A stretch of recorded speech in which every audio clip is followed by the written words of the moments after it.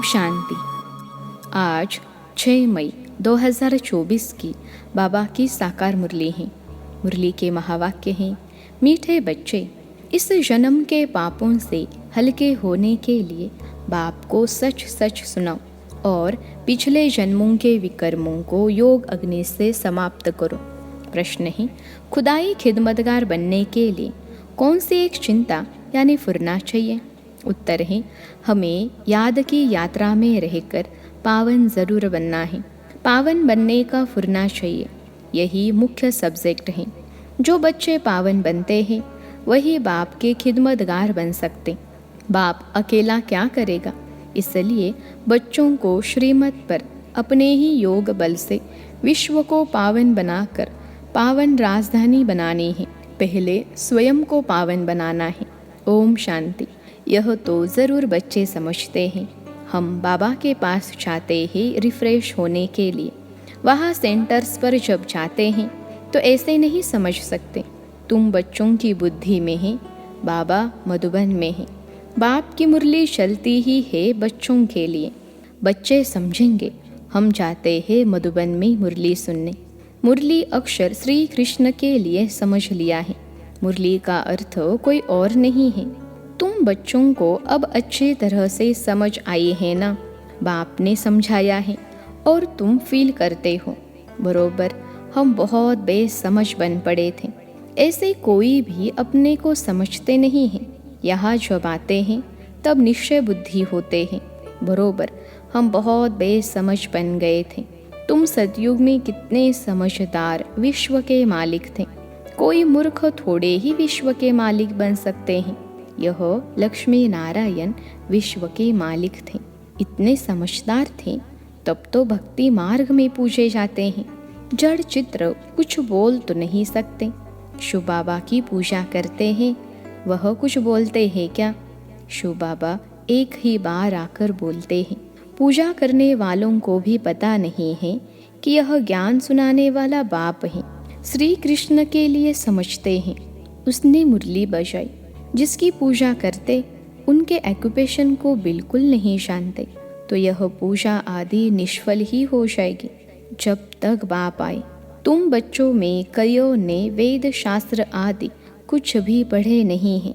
अब तुम्हें एक सत्य बाप पढ़ा रहे हैं। तुम समझते हो। बरोबर सच्चा पढ़ाने वाला एक ही बाप है। बाप को कहा ही जाता है सत्य। नर से नारायण बनने की सच्ची कथा सुनाते हैं। अर्थ तो ठीक है, सत्य बाप आते हैं।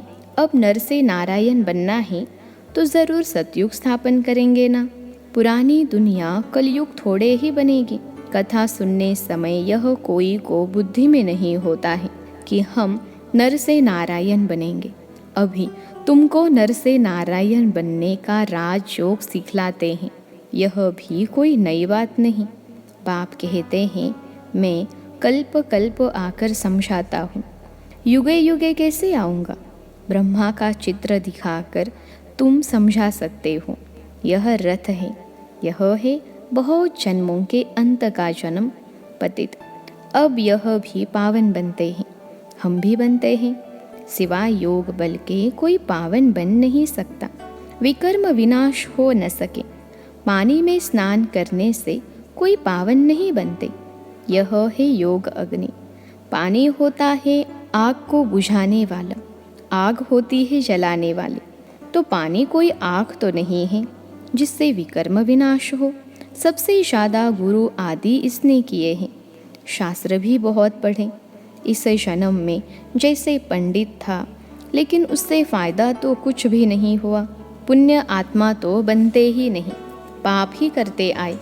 बाप ने समझाया है, जो अपने को बच्चे समझते हैं तो इस जन्म में जो पाप आदि किए हैं, जबकि सम्मुख बाप आया है तो पाप कर्म बता देने चाहिए तो हल्का हो जाएगा।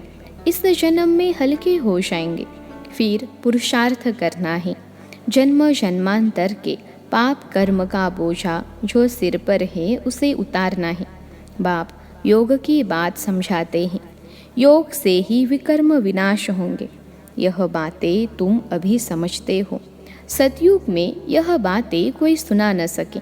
यह सारा ड्रामा बना हुआ है।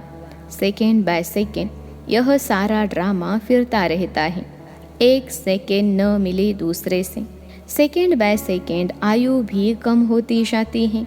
अभी तुम आयु को कम होने से ब्रेक देते हो और योग से आयु को बढ़ाते हो।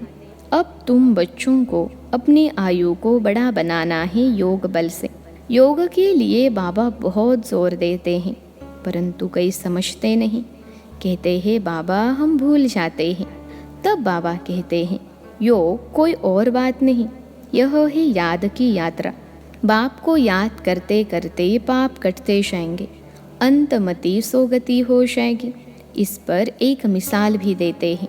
कोई ने किसको कहा तुम भैंस हो, तो बस समझने लगा मैं तो भैंस हूँ।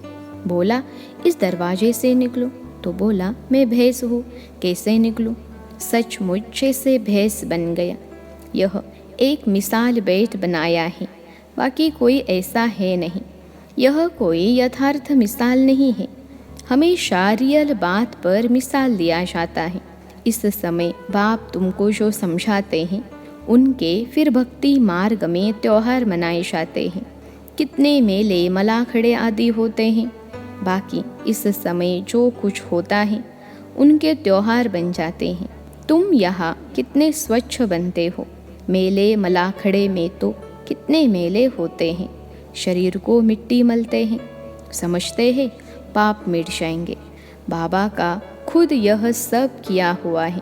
नासिक में पानी बहुत गंदा होता है, वहाँ जाकर मिट्टी मलते हैं, समझते हैं पाप विनाश हो जाएंगे।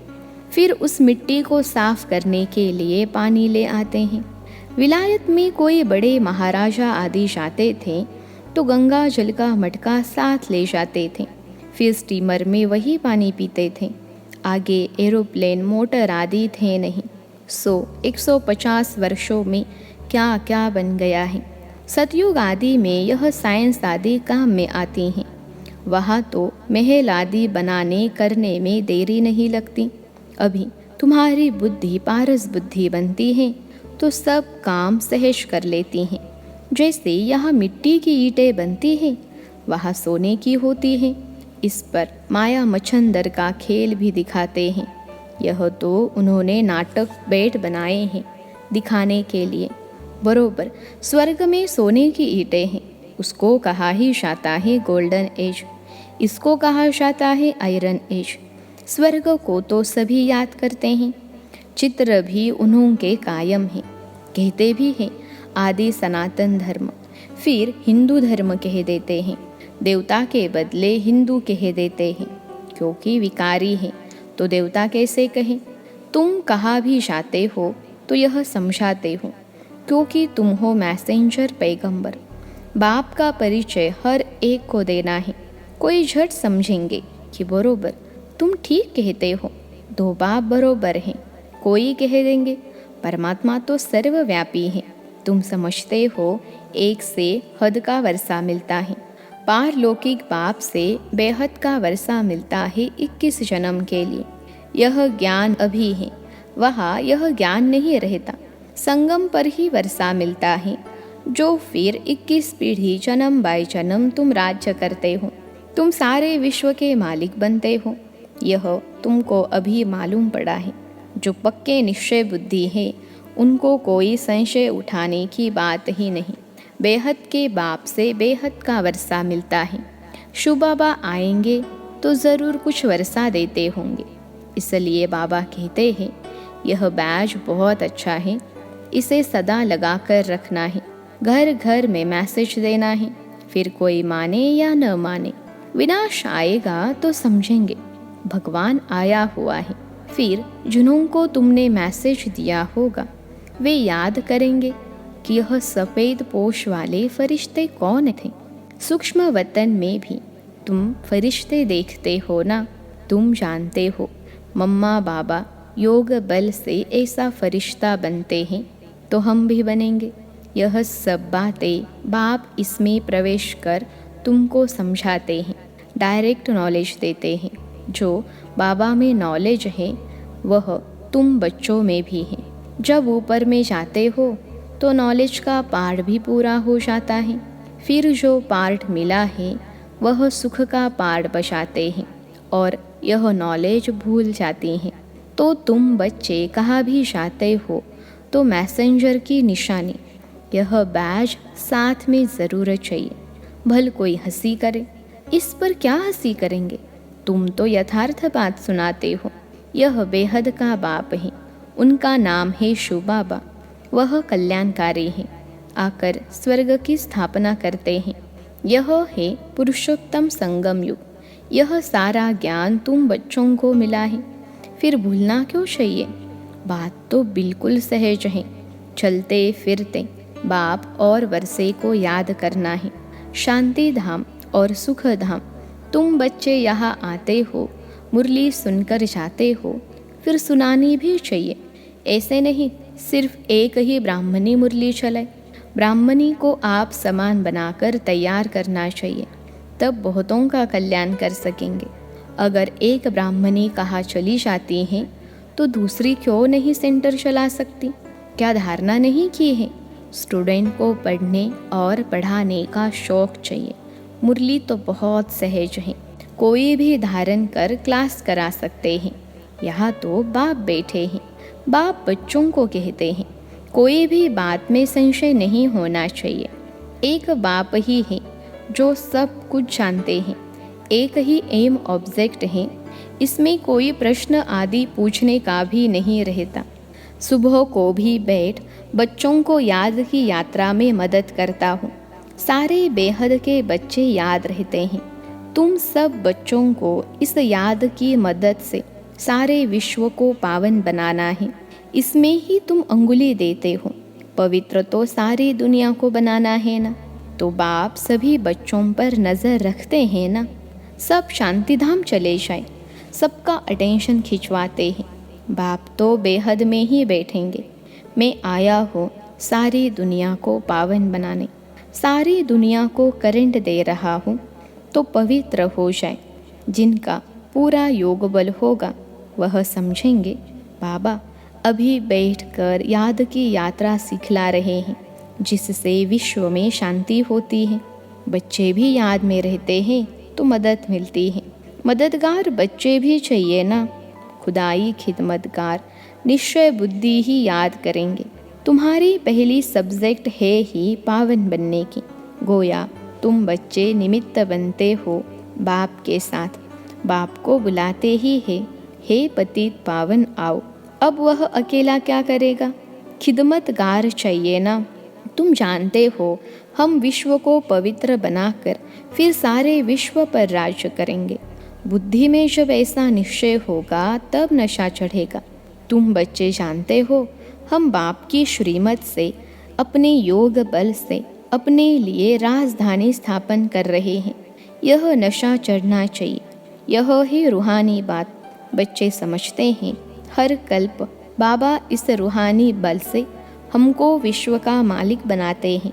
यह भी समझते हो कि शिव बाबा आकर स्वर्ग की स्थापना करते हैं। अभी सिर पर इस याद की यात्रा का ही फुरना है, पुरुषार्थ करना है। धंधा आदि करते भी याद की यात्रा रहे। एवर हेल्दी बनाने के लिए बाप कमाई बड़ी ज़बरदस्त कराते हैं। इस समय सब कुछ भुलाना पड़ता है। हम आत्माएं जा रही हैं। आत्म अभिमानी बनने की प्रैक्टिस कराई जाती है। खाते पीते चलते फिरते यह क्या बाप को याद नहीं कर सकते। कपड़ा सिलाई करते बुद्धि योग बाप की याद में रहे। बहुत सहज है। यह तो समझते हो 84 का चक्र पूरा हुआ है। अभी बाप हम आत्माओं को राजयोग सिखलाने आए हैं। यह वर्ल्ड की हिस्ट्री ज्योग्राफी रिपीट होती रहती है। कल्प पहले भी ऐसे ही हुआ था, जो अब फिर रिपीट हो रहा है। यह रिपीटेशन का राज भी बाप ही समझाते हैं। हर एक को ड्रामा में पार्ट मिला हुआ है, वह बजाते रहते हैं। बच्चों को राय दी जाती है कि बाप को याद करो तो सतो प्रधान बनेंगे। फिर यह शरीर भी छूट जाएगा। तुम्हारी बुद्धि में अब यही है कि हम आत्मा सतो प्रधान बने, क्योंकि वापिस घर जाना है।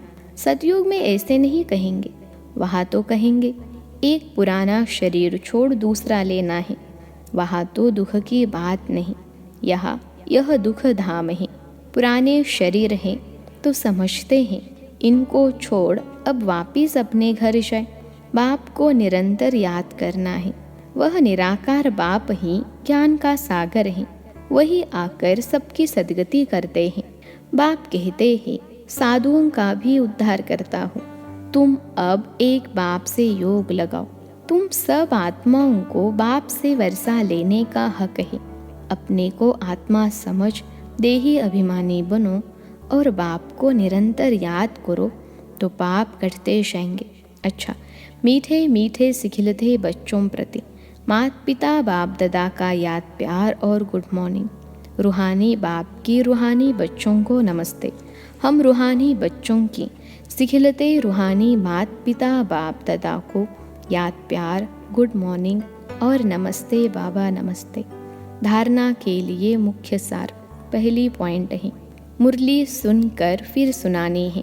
पढ़ने के साथ साथ पढ़ाना भी है। कल्याणकारी बनना है। बैज मैसेंजर की निशानी है, यह सदा लगा कर रखना है। दूसरी पॉइंट है, विश्व में शांति स्थापन करने के लिए याद की यात्रा में रहना है। जैसे बाप की नज़र बेहद में रहती है, जैसे बाप की नज़र बेहद में रहती है, सारी दुनिया को पावन बनाने के लिए करंट देते हैं, ऐसे फॉलो फादर कर मददगार बनना है। आज का वरदान है, कर्म और योग के बैलेंस द्वारा कर्मातीत स्थिति का अनुभव करने वाले कर्म बंधन मुक्त भव। कर्म और योग के बैलेंस द्वारा कर्मातीत स्थिति का अनुभव करने वाले कर्म बंधन मुक्त भव। विश्लेषण है, कर्म के साथ साथ योग का बैलेंस हो तो हर कर्म में स्वतः सफलता प्राप्त होती है। कर्म योगी आत्मा कभी कर्म के बंधन में नहीं फंसते। कर्म के बंधन से मुक्त को ही कर्मातीत कहते हैं। कर्मातीत का अर्थ यह नहीं है कि कर्म से अतीत हो जाओ। कर्म से न्यारे नहीं, कर्म के बंधन में फंसने से न्यारे बनो।